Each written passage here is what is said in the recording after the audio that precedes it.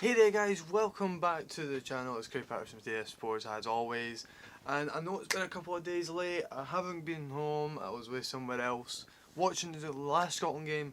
The road continues, the unbeaten run continues. What a brilliant result that was for Scotland against the Czech Republic. It was outstanding, it was nerve-wracking to watch, but after the first goal, boy did the boys pull it off. What a brilliant win it was, a 1-0 win for Scotland against the Czech Republic. We now go 4 points clear at the top of the Nations League group with just 2 games remaining, and boy, if we'd got that win against Israel the first time out, we'd be home and dry pretty much by now with 2 wins over the Czech Republic.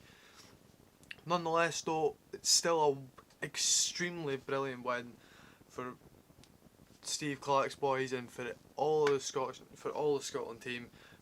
Absolutely extraordinary game, brilliant performances right up and down the list. But before we go into that, remember guys, leave a like on the video, comment if you have your own opinion, if you want to further praise what I'm going to say over the next few minutes about what a brilliant result that was, and subscribe to the channel. I'm obviously going to be moving away from the national team for the next month and going into some individual match reports. I'm going to be starting right now. I'm actually in the middle. It's half time in the Hearts Dundee Championship opener. The curtain raiser, probably the biggest game in the league this year in terms of the overall stature of both of these clubs. It's currently half time now. We're going to be bringing a match report on it probably at some point when this video comes out as well. I'll be probably recording that video not long after the full-time whistle in that one. But yeah, like, comment and subscribe to the channel and to the video and whatnot. But guys, where do I start? What a brilliant performance. Obviously Ryan Fraser's opening goal, brilliant play by by pretty much the entire team, but firmly from Lyndon Dykes, who bundled his way, managed to get the ball through to Ryan Fraser, who slotted home clinically and brilliantly to open the score after 6 minutes. And you're thinking, okay, now there's a game on, and in some ways it settles on nerves. You're thinking at 0-0, especially with how the game developed, with the Czech Republic having, I think it was going on 70% of the ball for the entirety of the game. You just think, well, we're going to be grinding it out. It could even, we just have to grind out, but you've got a 1-goal lead to defend. You're better doing that than just defending at 0-0. But yeah, great start, and it could have been more actually. You could say, trying to think what I could. But I mean, I know that obviously Ryan Fraser had his own one-on-one chance going through on goal. Arguably, if he hits the target, it's 2-0. Unfortunately, just over the bar.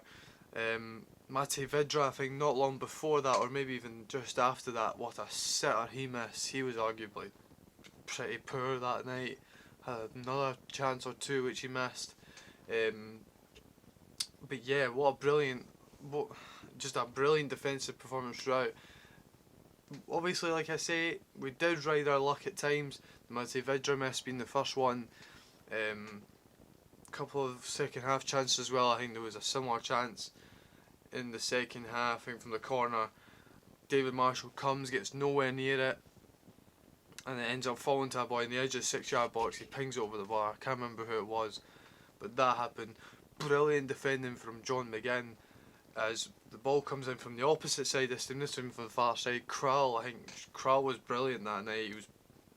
He was arguably Czech's most dangerous player. He literally he's 4 or 5 yards from goal, has to tap it in, but right there, the skipper on the night, John McGinn, an absolutely brilliant defensive tackle to stop that going in, and it would have been an inevitable equaliser. I think there was a few more chances as well, but other than that, yes, the Czechs had a lot of the ball, but it was in some ways quite comfortable for the national team.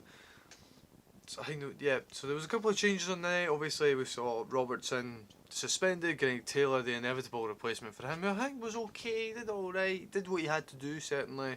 Didn't really see enough of him on the ball, in my opinion, to really. I think there wasn't really much in the ball from either wide man, to be honest. Not even Stephen O'Donnell was in this one. not entirely. I think he was on the ball a few times when we were going forward, but it was mainly in the middle of the park, and obviously the direct ball to Lyndon Dykes and Ryan Fraser over the top on all this kind of stuff. So that was the obvious change. That was the left back change.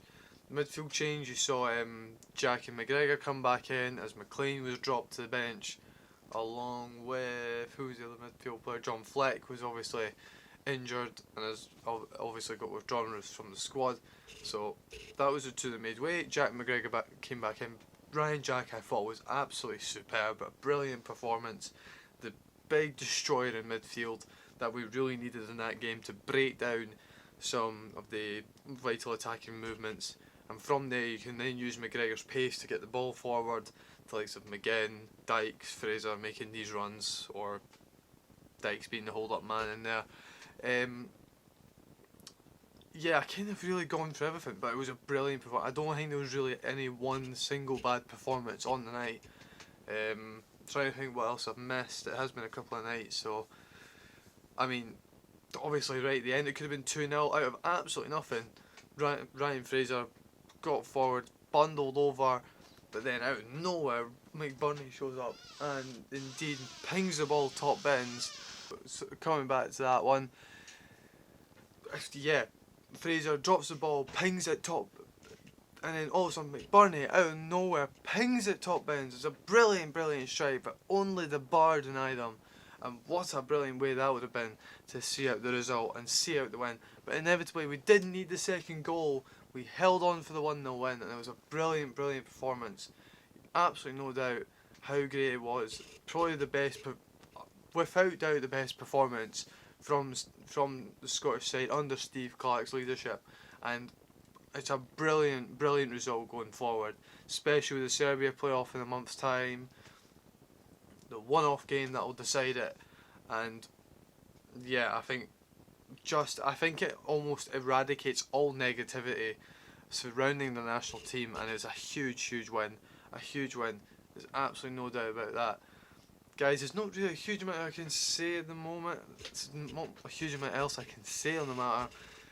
But yes, a brilliant result. We've now got the Serbia playoff, we've got Slovakia away and then Israel away to see out the Nations League campaign. One win will do it, we'll be into League 8, and wow, who would have said that when the Nations League draw came out? Even going up into League B, we thought it might not be easy, we could be going up and down, but look where we're going now. We're one win away from going into League 8 and then the big boys. France, Belgium, Portugal, Croatia, England maybe. How about England again? Why not? Spain, Germany, you name it. We could be in amongst the bracket and then be guaranteed pot 2 in the qualification campaign, and then further future playoffs for both the World Cup and the Euro 20 and the following Euros as well. Guys, that's all I really need to say on the matter. Thank you very much for watching. As always, remember to leave a like, comment and subscribe to the video. We'll be back very shortly with some new match reports. I've got a few games I'm going to be lining up over the weekend for my evening's entertainment, which will then be posted on the channel not too long after that, potentially even the day after. But until then guys, thank you very much again, and we'll see you guys very soon.